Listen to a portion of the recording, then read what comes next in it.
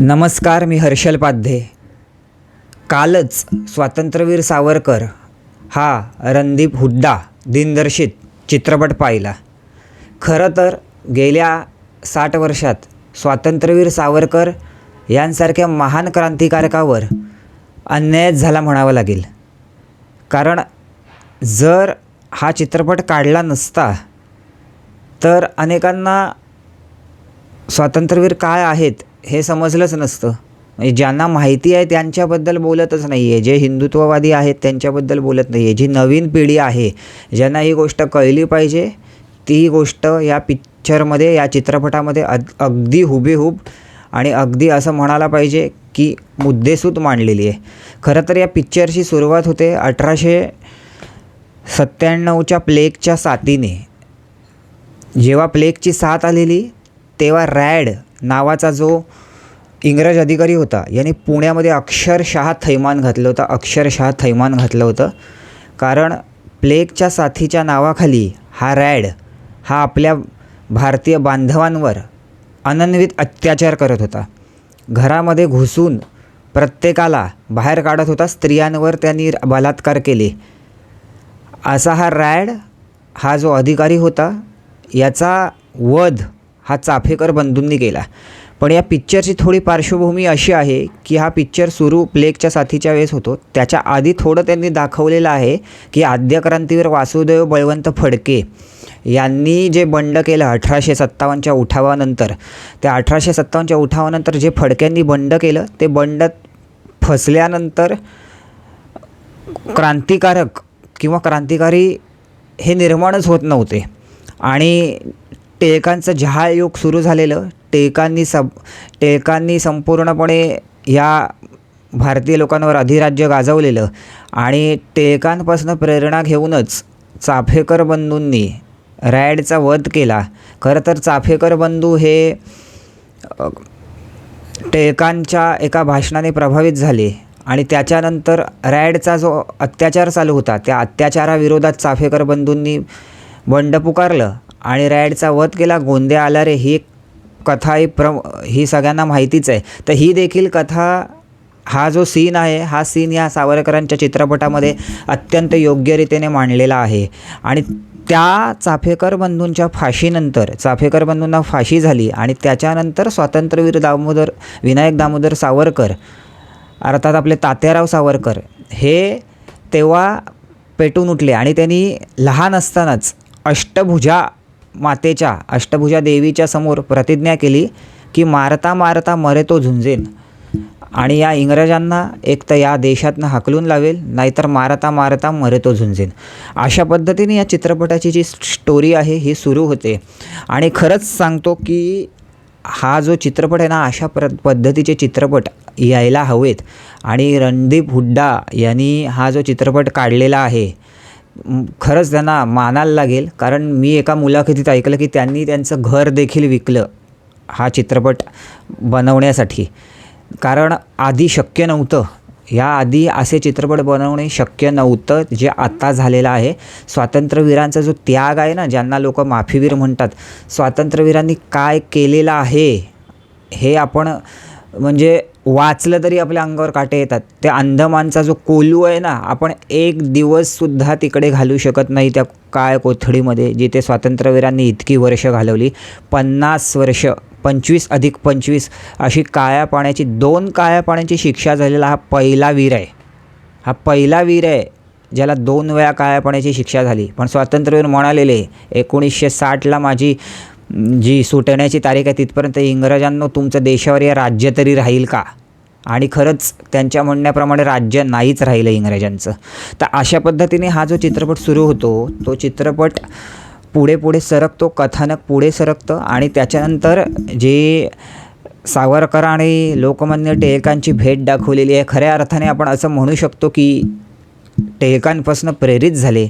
त्याच्यानंतर जोसेफ मॅझनी हा जो इटलीचा क्रांतिकारक होता, त्या क्रांतिकारकाने काही संघटना बनवल्या होत्या. त्या क्रांतिकारकांपासून स्वातंत्र्यवीर प्रेरित झाले, टिळकांपासून प्रेरित झाले. आणि त्यांनी पहिल्यांदा परदेशी मालाची होळी केली, अशा पद्धतीने हा चित्रपट पुढे पुढे सरकतो आणि खूप छान कथा गुंफलेली आहे. थोडंसं कालांतर असं एक सलग अशी कथा नाही आहे, कधी पास्ट जातो प्रेझेंट जातो अशा पद्धतीने हा जो पिक्चर आहे हा खूप छान गुंतलेला आहे. आणि मी म्हणतो हा चित्रपट प्रत्येकाने बघावा, विशेषतः तरुण पिढीने हा बघितला पाहिजे. कारण आत्ताच्या तरुण पिढीला स्वातंत्र्यवीरांबद्दल बऱ्याच गोष्टी माहिती नाही आहेत, अनेकांना नाहीच माहिती आहेत. कारण इतके वर्ष स्वातंत्र्यवीर हे उपेक्षित होते. खऱ्या अर्थाने स्वातंत्र्यवीरांच्या ज्या कविता आहेत, जयस्तुते आणि ने मजसी ने परत मातृभूमीला, या कथा, या ज्या कविता आहेत या पिक्चरमध्ये दाखवल्या नाही आहेत. कारण थोडंसं मराठीचं ट्रान्सलेशन वगैरे करणं वगैरे, पण त्यामध्ये एक सीन येतो पिक्चरमध्ये ज्यामध्ये सावरकरांचा मुलगा मरतो आणि सावरकर तेव्हा लंडनमध्ये असतात आणि त्यांना ही बातमी कळते. तेव्हा ते समुद्रामध्ये असे समुद्राच्या किनाऱ्यावर रडताना दाखवले. तेव्हा त्यांनी तो सीन छान गुंफला की ने मजसीने परत मातृभूमीला. पण खऱ्या अर्थाने हा पिक्चर जर मराठीत करणार होते, जर मराठीत जर तो पिक्चर झाला तर निश्चितच या कविता आल्या असत्या. पण हा जे स्वातंत्र्यवीर आहेत ज्यांना इतके वर्ष उपेक्षित ठेवलं आहे, खऱ्या अर्थाने या पिक्चरद्वारे मी म्हणेल की न्याय द्यायला सुरुवात झालेली आहे स्वातंत्र्यवीरांना. आपण त्यांना न्याय देणारे कोण?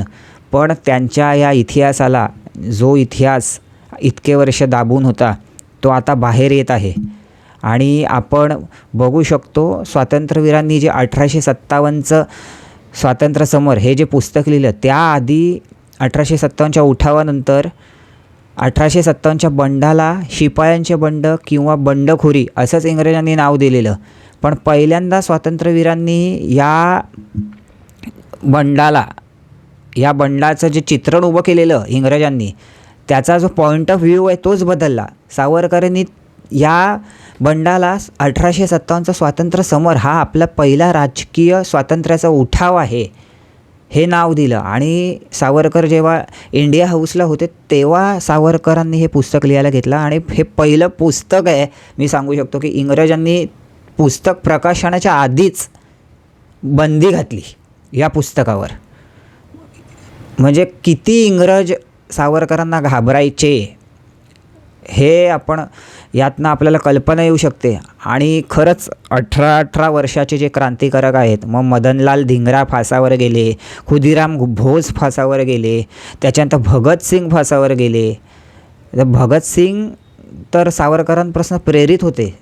भगतसिंगांनी सावरकरांचं 1857चं स्वातंत्र्य समर हे पुस्तक इंग्लिशमध्ये ट्रान्सलेट केलं आणि ते वाटलं सगळ्यांना. भगतसिंगांची जी संघटना होती, जी चंद्रशेखर आझादांनी निर्माण केलेली, त्या संघटनेमध्ये 1857चं स्वातंत्र्य समर हे पुस्तक वाचल्याशिवाय एंट्रीच नव्हती. इतकं 1857चा उठाव याबद्दल भगतसिंगांना किंवा त्या पुस्तकाबद्दल भगतसिंग आणि इतर क्रांतिकारकांना किती आत्मीयता होती आणि किती लोक प्रेरित होते. कारण जे सावरकर होते, हे सावरकरांनी लंडन हाऊसमध्ये जेव्हा ते गेले, टिळकांच्या मदतीने ते लंडन हाऊसमध्ये गेले तिकडे बॅरिस्टर व्हायला. तेव्हा तिकडे मादान कामा आणि श्यामजी कृष्ण वर्मा हे इंडिया हाऊसमध्ये सगळ्या क्रांतिकारकांना तिकडे आश्रय द्यायचे आणि तिथेच आपले सगळे क्रांतिकारक असायचे. तिथेच त्यांची ओळख झालेली आहे इतर क्रांतिकारकांसोबत. आणि अशा पद्धतीने ह्या सगळ्या ज्या गोष्टी घडत गेलेल्या आहेत. आणि पहिला जो चित्रपटाचा जो हाफ होतो, जेव्हा सावरकरांना अंदमानमध्ये कोथळीत नेलं जातं, त्याच्या आधी जी सावरकरांची जी फेमस जी उडी आहे, जे फ्रान्सच्या समुद्रकिनाऱ्यावर मार्सेलिसच्या सावरकरांनी मारलेली, दुर्दैवाने सावरकरांना पकडलं गेलं. आणि जेव्हा सावरकरांना पकडलं गेलं तेव्हा त्यांना परत आणलं गेलं, कारण फ्रान्सच्या सैनिकांना इंग्रजांनी लाच दिली आणि सावरकर मोडक्या तोडक्या फ्रेंचमध्ये बोलत होते. पण ते फ्रान्सच्या सैनिकांना कळलं नाही आणि त्यांना नंतर अंदमानामध्ये आणलं गेलं. आणि तिकडे त्यांनी एक सीन दाखवलेला आहे, जेव्हा सावरकर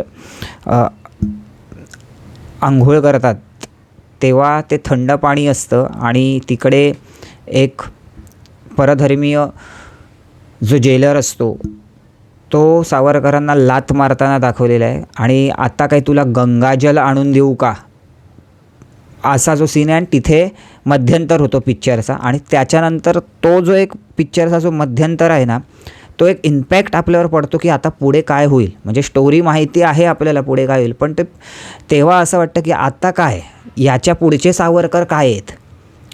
तर त्याच्यानंतर मध्यंतरानंतर जो पिक्चर आहे हा बऱ्यापैकी, हा जो अंदमानचं जे जेल आहे, जे कारागृह आहे, त्या कारागृहामध्येच हा पिक्चर आहे. आणि त्याच्यानंतर जो पिक्चर आहे हा सावरकर सुटून आल्यानंतर सावरकरांनी कसं हिंदुत्व मांडलं, या पद्धतीचा हिंदू महासभा निर्माण केली, या पद्धतीने हा पिक्चर छान गुंपला आहे. पण खरंच सांगतो, सावरकरांनी जे सेल्युलर जेलमध्ये जे अत्याचार सहन केले ना, हे आपण कोणीही सहन करू शकत नाही. आणि माफीवीर काय, सावरकरांना माफीवीर, ती स्ट्रॅटेजी होती एक. कारण जर तुम्ही देशापासून लांब राहिलात तर अभिनव भारत जी संघटना सावरकरांनी स्थापन केलेली आणि जी स्वातंत्र्याची चळवळ चालू केलेली, ज्या क्रांतिकारी चळवळ चालू केलेल्या, या सगळ्या चळवळी बंद पडल्या असत्या. टिळकांना एक मंडालेच्या कारागृहात पाठवलेलं. त्याच्यानंतर 1920ला टिळकांचं देखील निधन झालं आणि संपूर्णपणे स्वातंत्र्य चळवळ ही नंतर गांधीजींच्या नेतृत्वाखाली पुढे आलेली आहे. त्यामुळे बाकी जे अभिनव भारतचं कार्य आहे, जे इतर क्रांतिकारक आहेत, यांचं जे कार्य आहे, हे कार्य सावरकरांचं नेतृत्वाशिवाय चालणं शक्य नव्हतं. यासाठी सावरकरांनी ही स्ट्रॅटेजी खेळली. कारण जेलमध्येच अडकून पडलं तर पुढची चळवळ चालवणार कोण आहे. आणि याआधी अनेकांनी स्ट्रॅटेजी केलेल्या आहेत. माफीवीर काय आहे, भगवान श्रीकृष्णाने अनेक स्ट्रॅटेजी केलेल्या आहेत. भगवान श्रीकृष्णाने तर त्याला तर रणछोडदास म्हटलं जातं. म्हणून काय आपण श्रीकृष्णाला पूजत नाही. कसं असतं, काही गोष्टी या स्ट्रॅटेजी असतात. सावरकरांचा त्याग आहे आणि सावरकरांचं मराठी वाङ्मय किती समृद्ध आहे हे आपण त्यांच्या कविता वाचल्यावरच आपल्याला समजू शकतं. त्याशिवाय आपल्याला समजणार नाहीत काय की सावरकर काय आहेत. त्यानंतर जेलमध्ये सावरकरांनी जे पाहिलं आणि जे अत्याचार सहन केले, त्याच्यानंतर सावरकरांना काळ्या कोठडीतनं बाहेर काढलं गेलं. कारण बॅरी नावाचा जो अधिकारी होता, हा बॅरी नावाचा अधिकारी नंतर सावरकरांना मोडण्याच्या नादात तो स्वतःच मोडला. तो रिटायर झाला, पण तो सावरकरांना मोडू शकला नाही. आणि त्यानंतर जेव्हा सावरकरांनी पाहिलं, पिक्चरमध्ये एक छान सीन आहे की आपल्या हिंदू कैद्यांना जो मुसलमान जेलर होता, तो जेलर त्यांना मुसलमानांचं जे प्रार्थना ती म्हटल्याशिवाय जेवण देत नव्हता. पण त्याच्यानंतर सावरकर काय करतात की तुळशीचं पान घेतात, गायत्री मंत्र म्हणतात आणि त्यांना प्रत्येकाच्या आपल्या हिंदू कैद्यांच्या तोंडात टाकतात आणि म्हणतात, झालास तू हिंदू आता परत. तर अशा पद्धतीने एक छान गुंतलेला आहे, एक छान कथा गुंपलेली आहे. आणि त्यामध्ये बरेच सीन आहेत ज्यामध्ये सावरकर त्यांचे जे मोठे बंधू असतात त्यांना सांगतात की जर तुम्हाला असं वाटतं की तुम्ही इतर जेवण खाल्ल्यामुळे धर्मभ्रष्ट झालात, तर तसं नाही आहे. तुम्ही एक मुसलमान जरी खाल्लात तरी तुमचा धर्मभ्रष्ट होणार नाही आहे. म्हणजे सावरकरांचे तेव्हाचे जे विचार होते हे अत्यंत व्यापक आणि अत्यंत असे हे आपण म्हणू शकतो पुरोगामी विचार होते. का असं कोण मांडेल त्या काळामध्ये. इतकं डीपमध्ये सावरकरांनी जे हिंदुत्व सांगितले आणि त्याच्यानंतर सावरकरांची जी भूमिका होते ती हिंदुत्वाची होते. कारण त्याच्यानंतर खिलाफत चळवळ ही जोरदार चालू असते आणि इथे इराणच्या शहाला वगैरे आमंत्रण दिलेलं असतं की तुम्ही इकडे या आणि इंग्रजांना हाकलवा आणि परत मुघल राज आणा. तेव्हा सावरकरांना वाटलं की आता आपण जेलमध्ये राहणं योग्य नाही आणि आपण आता बाहेर पडलं पाहिजे. त्याच्यानंतर सावरकर बाहेर पडल्यानंतर त्यांना रत्नागिरीमध्ये स्थानबद्ध केलं जातं. तिथे त्यांनी पतितपावन मंदिर स्थापन केलं आणि अस्पृश्यता निवारणाची चळवळ हाती घेतली आणि सगळ्या जाती नष्ट केल्या पाहिजेत आणि सगळे हिंदू म्हणून एकत्र आले पाहिजेत. यासाठी सावरकरांनी तत्कालीन ज्यांना अस्पृश्य मानलं गेलेलं त्या लोकांसोबत भोजन केलं, त्यांना भोजनं दिली. त्याच्यानंतर लक्ष्मीनारायणाचं जे पतितपावन मंदिर आहे इथे त्यांना प्रवेश मिळून ते बांधलं आणि त्यांना तिथे प्रवेश करून दिला. अशी सामाजिक चळवळ हाती घेतल्यानंतर जसं तसं देश स्वातंत्र्याच्या इथे गेला. त्या टायमाला सावरकरांनी जेव्हा पाकिस्तानची बोलणी वगैरे सुरू झालेली त्या टायमाला सावरकरांनी हिंदू महासभेची स्थापना करून हिंदुत्वाचं कार्य सुरू केलं. आणि त्याच्यानंतर हा जो पिक्चर आहे हा पुढे जातो आणि त्या पिक्चरमध्ये जसं दाखवलेलं आहे, जसे आणि रणदीप हुडा एक नंबर ॲक्टिंग, म्हणजे आपण त्या ॲक्टिंगबद्दल काय बोलावं असं वाटतं. स्वातंत्र्यवीर जणू काही समोरच आहे. मला माहिती आहे की स्वातंत्र्यवीर हे सूर्य आहेत, त्यांच्या जवळ देखील आपण जाऊ शकत नाही, पण रणदीप हुडाला मानावं लागेल की त्यांनी जबरदस्त सावरकर उभे केलेले आहेत. असं वाटतं आहे की ते सावरकरच आहेत समोर. आणि अशा पद्धतीने जेव्हा देश स्वतंत्र होतो आणि त्याच्यानंतर जेव्हा गांधी हत्या होते तेव्हा सावरकरांना अटक केली जाते आणि पण नंतर त्यांना पुरावे न सापडल्यामुळे सोडण्यात येतं. तेव्हा त्यांना अटक करायला जेव्हा पोलीस येतात तेव्हा ते म्हणतात इंग्रजांच्या काळात देखील अटक व्हायची आणि आता स्वतंत्र भारतात देखील अटक होते. इंग्रज निघून गेले पण त्यांचे कायदे सोडून गेले. किती महान व्यक्तिमत्व आहे. म्हणजे त्यांचे एक स्वातंत्र्यवीर हे क्रांतिकारक म्हणूनही महान आहेत. स्वातंत्र्यवीर हे कविता करायचे. स्वातंत्र्यवीर हे भाषेच्या दृष्टीने समृद्ध होते यासाठीही ते महान आहेत. स्वातंत्र्यवीर हे हिंदुत्व मानलं यासाठीही महान आहेत. स्वातंत्र्यवीर हे प्रखर देशभक्त होते हे म्हणूनही महान आहेत. टिळकांचा जो मार्ग होता स्वराज्य, स्वदेशी आणि बहिष्कार हा स्वातंत्र्यवीरांनी पुढे नेला म्हणून ते महान आहेत. कुठली गोष्ट आहे ज्यासाठी ते महान नाही आहेत? कारण आपण सहनच करू शकत नाही त्या यातना, राहू शकत नाही काय कोथळीत. कारण पिक्चरमध्ये जे दाखवलं ते खरं आहे. त्यांनी स्वातंत्र्यवीरांना महिनोमहिने तिथे डांबून ठेवलेलं, तेव्हा त्यांना जेवण देखील दिलं जायचं नाही, पाणी देखील दिलं जायचं नाही.